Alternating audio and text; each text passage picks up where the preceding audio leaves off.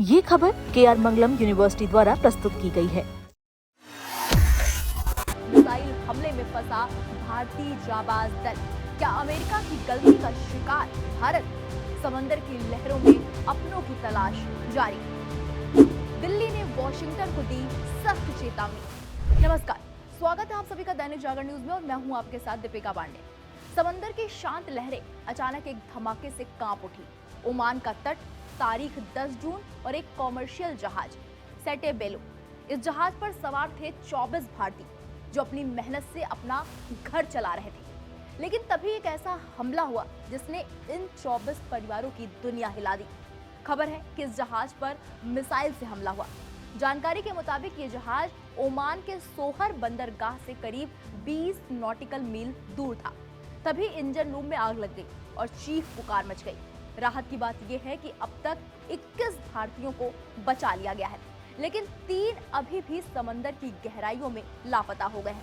अब सवाल यह है कि आखिर यह हमला किसने किया?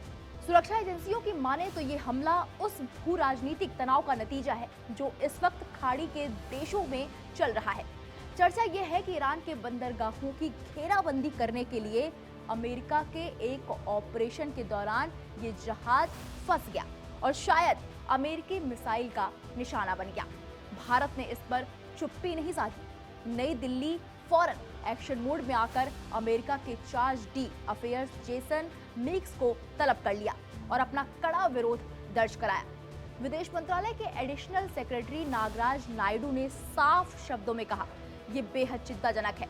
भारत ने साफ कर दिया है कि निर्दोष नागरिकों की जान और अंतर्राष्ट्रीय समुद्री व्यापार को भू राजनीतिक जंग का मोहरा नहीं बनाया जा सकता।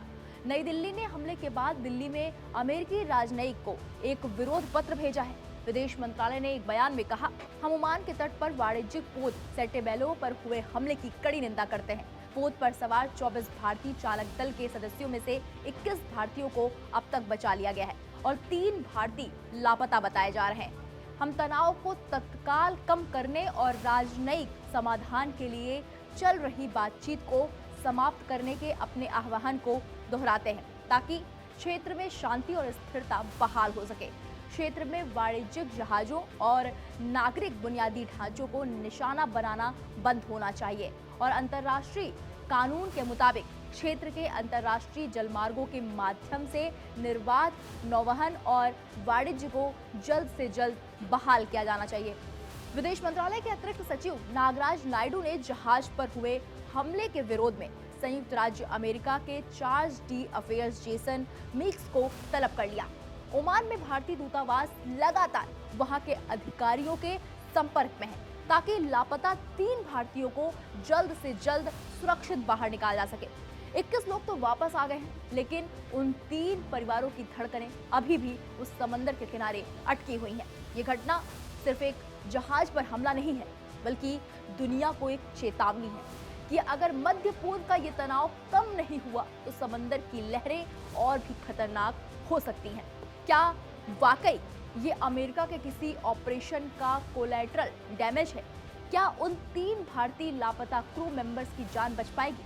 हमारी नजरें बनी हुई हैं उस समंदर पर जहां अभी भी सर्च ऑपरेशन जारी है। इस पूरी घटना पर आपकी क्या राय है? क्या भारत को और सख्त कदम उठाने चाहिए? कमेंट्स में अपनी बात जरूर रखें। बाकी बड़ी खबरों की आप देखते रहिए दैनिक जागरण न्यूज। नमस्कार।